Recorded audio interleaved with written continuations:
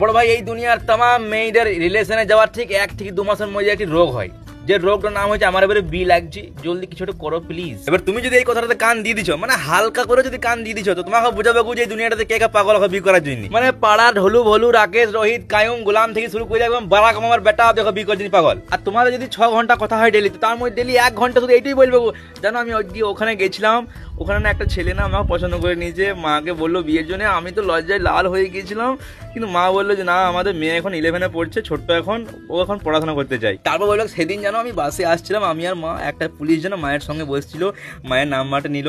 তারপর যেই বাড়ি এসেছি অমনি মাকে ফোন করেছি যে আপনাদের যদি মতামত থাকে তো আমি দীপান্বিতা থেকে বিয়ে করতে চাই, নিজের বাড়ির বউ বানাতে চাই। কিন্তু মা বললো যে না আমার মেয়ে এখন 11-এ পড়ে, বিয়ে করতে পারবে না, এখন পড়াশোনা করতে চাই। তারপর জানো তুমি বিশ্বাস করবে না, আমি যে হসপিটালে হয়েছিলাম, সেই হসপিটালে জন্ম হবার সময় ডাক্তার বলছিল যে তোমার মেয়ে এত কিউট হয়েছে, আপনাদের যদি কোনো রকম অসুবিধা না থাকে তো আপনার মেয়ের বিয়ে কি আমার ছেলের সঙ্গে দেবেন। আমার মা তো হাসতে লেগেছিল, বলছিল আমাদের তো একটাই মেয়ে, আমাদের মেয়ে তো পড়তে চায়, আমাদের মেয়েকে অনেক পড়াবো, আমাদের মেয়েকে এইসব বিয়ে টিয়েতে রাখবো না। আর এই পড়তে চাই মানে বিয়ের কথা এলে এমন করে বলে পড়তে চাই মনে হচ্ছে বিটি কনস্টেবল নিয়ে এবার আইএস অফিসারটা হবে। আর আর মা কথায় কথায় বলছি বিটি আমার পড়তে চাই, বিটি আমার পড়তে চাই। আর বিটি আমরা ফেসবুকে পোস্ট করছি আজ কলেজে অ্যাডমিট আনতে যাই, হেভি এনজয় করলাম।